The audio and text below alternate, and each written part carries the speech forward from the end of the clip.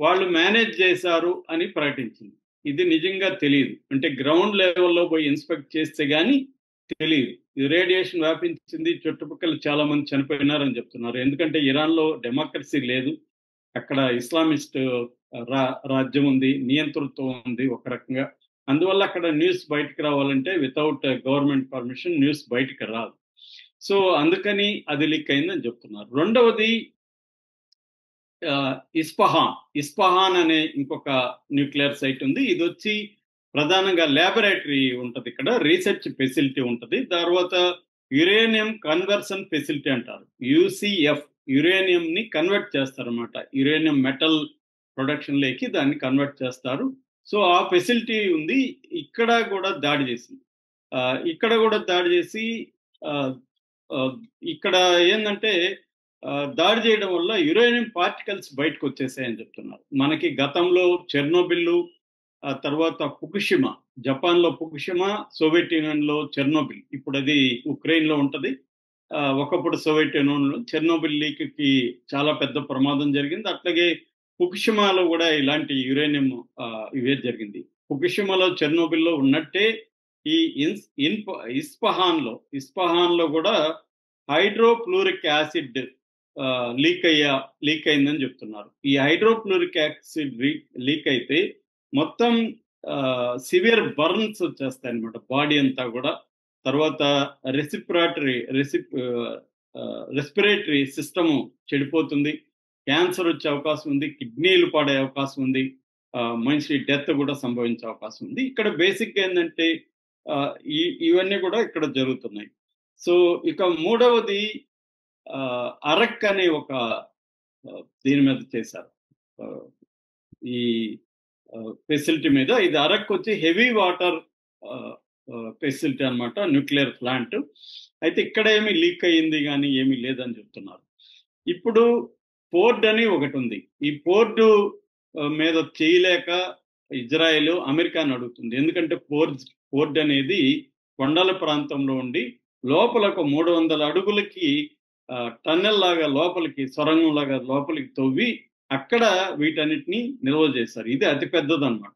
దీన్ని దెబ్బ కొట్టాలంటే వాళ్ళకి బంకర్ బస్టర్ బాంబ్ కావాలి. సో, ఈ బంకర్ బస్టర్ బాంబ్ అనేది లేకుండా వాళ్ళు చేయలేరు. అందుకనే ఇక్కడ వాళ్ళు ఇరాన్‌ది అడుగుతున్నారనమాట. ఇరాన్ హెల్ప్ అడుగుతున్నారు బంకర్ బస్టర్ బాంబ్ కోసం. ఇప్పటివరకు అమెరికా దానికోసం రెడీ కాలేదని చెప్తుంది. 2 వారాల టైము అడిగింది. ఆల్రెడీ అయితే దాన్ని డియో గార్సియాలో డంప్ చేశారు. ఆ బంకర్ బస్టర్ బాంబ్‌ని దాన్ని తీసుకెళ్లే B-2 బాంబర్ విమానాన్ని కూడా అక్కడ రెడీ చేశారన్నమాట. ఈ బంకర్ బస్టర్ బాంబు గురించి నేను ఆల్రెడీ చెప్పాను. GBU-57 అంటారు దీన్ని. గైడెడ్ బాంబ్ యూనిట్ అంటారు. MOP అని కూడా అంటారన్నమాట. అంటే ఆర్డినెన్స్ మాక్సిమం ఆర్డినెన్స్ పెనెట్రేషన్ అన్నమాట. అది మ్యాసివ్ ఆర్డినెన్స్ పెనెట్రేషన్ అని MOP అని కూడా పిలుస్తారు. ఇది 200 అడుగుల లోతుకి కూడా వెళ్ళగలుగుతుందన్నమాట. అది ఒక్క అమెరికా దగ్గర మాత్రమే ఉంది. ఇజ్రాయెల్ దగ్గర లేదు. ఈ రోజు కూడా ట్రంప్ ఏమన్నాడు, ఈ పోర్టుని కొట్టే అంత శక్తి ఇజ్రాయెల్‌కి లేదు. మేము ఎంటర్ అవ్వాల్సిందే. అయితే ఇప్పటివరకు ఇజ్రాయెల్ బాగా చేస్తుందని ఒక పక్క పొగుడుతూనే, ఒక పక్క ఇజ్రాయెల్‌కి అంత సీన్ లేదన్నట్టుగా మాట్లాడాడు. సో, ఆ పోర్టును వదిలేస్తే ఇప్పుడు అందరూ భయపడతా ఉండేది ఏంటంటే, బుషెహార్ అనే ఒక పోర్ట్ ఉంది. ఈ బుషెహార్ పోర్టులో సివిల్ న్యూక్లియర్ సైట్ ఉందన్నమాట. సివిల్ న్యూక్లియర్ అంటే న్యూక్లియర్ ఎనర్జీ ఇక్కడ తయారు చేస్తారు. ఇక్కడ 2 రియాక్టర్స్ ఉన్నాయి. ఈ 2 రియాక్టర్స్‌లో రష్యన్స్ కూడా పనిచేస్తున్నారు. మొత్తంగా ఇరాన్‌లో రష్యన్స్ ఒక 600 మంది వరకు ఇంజినీర్స్ కావచ్చు, టెక్నీషియన్స్ కావచ్చు, మేనేజర్స్ కావచ్చు, న్యూక్లియర్ సైట్లలో పనిచేస్తున్నారు. ఎందుకంటే ఇరాన్‌కు, రష్యాకు మధ్య ఒక ఆర్మ్ ట్రీటీ అనేది కూడా జరిగింది. సో, వాళ్ళొచ్చి పనిచేస్తున్నారు. ఇప్పుడు ఈ బుషెహార్‌లో కానీ అటాక్ చేస్తే అతిపెద్ద ఇదే వర్కింగ్ అన్నమాట. ఇది వర్కింగ్ న్యూక్లియర్ ఎనర్జీ ప్లాంట్ ఇది. మిగతావన్నీ వర్కింగ్ కాదు. ఓన్లీ డంప్ చేశారు. ఇది మాత్రం వర్కింగ్.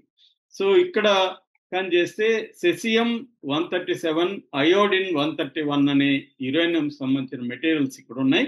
ఇవి కానీ లీక్ అయితే అతిపెద్ద ప్రమాదం జరుగుతుంది. అందుకని ఇజ్రాయెల్‌ని రష్యా అడిగింది, మీరు దాని మీద అటాక్ చేయకండి, మా వాళ్ళు చనిపోతారని. ఇజ్రాయెల్ హామీ ఇచ్చింది. మీ వాళ్ళకేమి జరగకుండా మేము చూసుకుంటామని అని పుతిన్ గూడా అంటున్నాడు.